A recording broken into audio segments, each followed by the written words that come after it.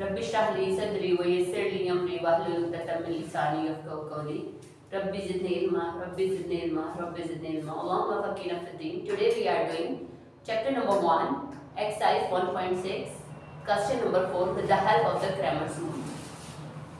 यहाँ पर आप देखें, यहाँ पर एक स्टेटमेंट राइट है और ये स्टेटमेंट हमने खुद बनाई है।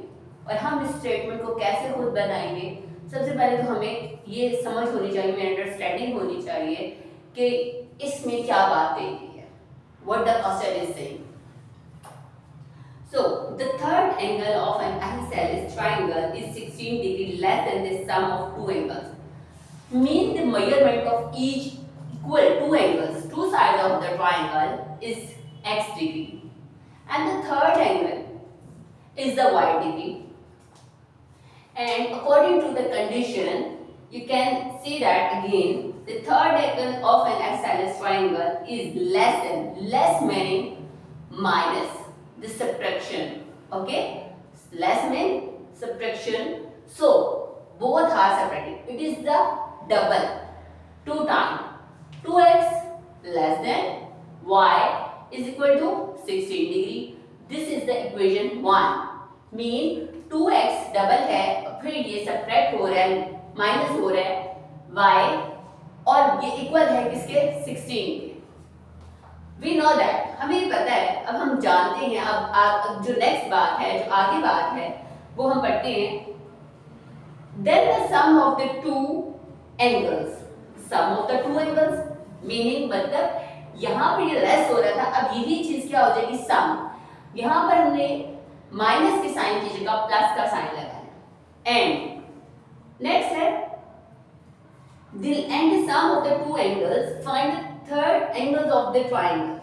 मीन टोटल जो एंगल है, टोटल जो लाइन है, यहाँ पर तो हमें बता दिया था कि 16 के इक्वल है, बट हियर हमें पता होना चाहिए टोटल जो स्ट्रेट लाइन एंगल की होती है वो 180 का होता है। Okay, straight Cramer's rule.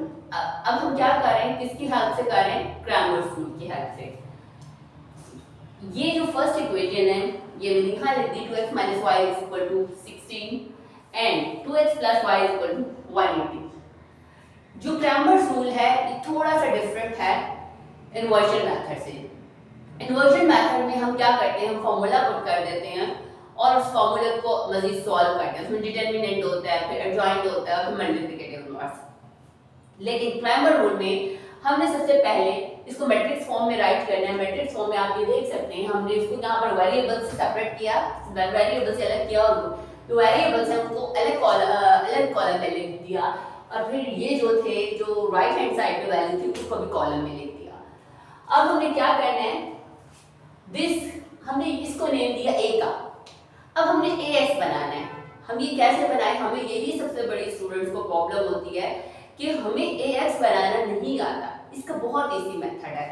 ax आपने बनाना है तो आपने सबसे पहले a को देखना है। a का जो फर्स्ट कॉलम है वो मैं x लेती हूँ, जबकि a का जो दूसरा कॉलम है वो मैं y लेती हूँ। अब आप यहाँ देख सकते हैं ax, यहाँ पर मैंने लिखा 16 जो आपकी राइट हैंड साइड पे वैल्यू, जिसको हमने इन्वर्जन मैट्रिक्स में हमने क्या कहा था, ये b है। अब हमने इसको यहाँ पर फर्स्ट राइट कर दिया, और यहाँ पर अब हमने क्या किया, जो x साइड y साइड थी वो ax में राइट करनी है, ax में हमने y कॉलम राइट करना है। अब जब हमें ay बनाना है तो हमने पहले x साइड को लेना है, ये x साइड है इसको लेंगे, और जो राइट हैंड साइड पे वैल्यू थी उसको देन उसको पुट करेंगे। अब हमने क्या करना है, नाउ a डिटरमिनेंट कैसे निकालेंगे, हमने डिटरमिनेंट का साइन लगा दिया।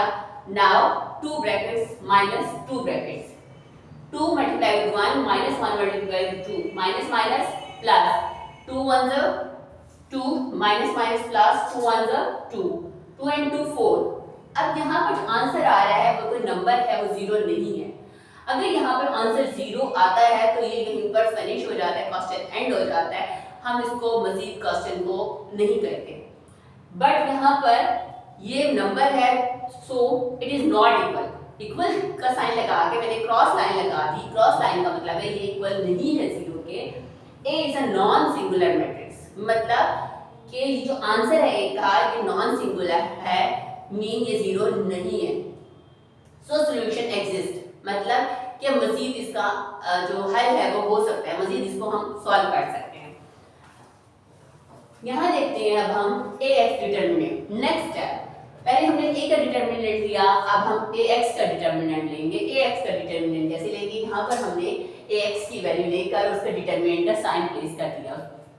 अब फॉर्मूला वही है जैसे हम करते हैं, 2 bracket minus 2 bracket 16 multiply 1 minus 1 multiply 180 minus minus plus 16 1 जा 60 एंड 180 1 जा 180 180 both have the same sign, दोनों का सेम साइन है, ये भी प्लस है और ये भी प्लस है, मीन होगा plus but sign will be the greater value, जो बड़ी वैल्यू उसका साइन, तो बड़ी वैल्यू के साथ क्या है प्लस का साइन है, both have the same sign, so answer is 196 and the sign is positive. अब हमने नेक्स्ट स्टेप x फाइंड करना है। x फाइंड करने के लिए हम करते हैं ax determinant divided by a determinant, it is equal to ax determinant answer 196 and a determinant answer 4.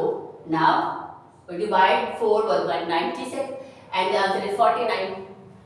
ay determinant, now this ये जो मैट्रिक्स है इसका डिटर्मिनेंट लेंगे और यहाँ पर हम साइन पुट कर देंगे डिटर्मिनेंट का, 2 brackets minus 2 brackets, 2 multiplied with 180 and 16 multiplied with 2. Now 180 multiplied with 2, the answer is 360. 16 multiplied with 2, 32.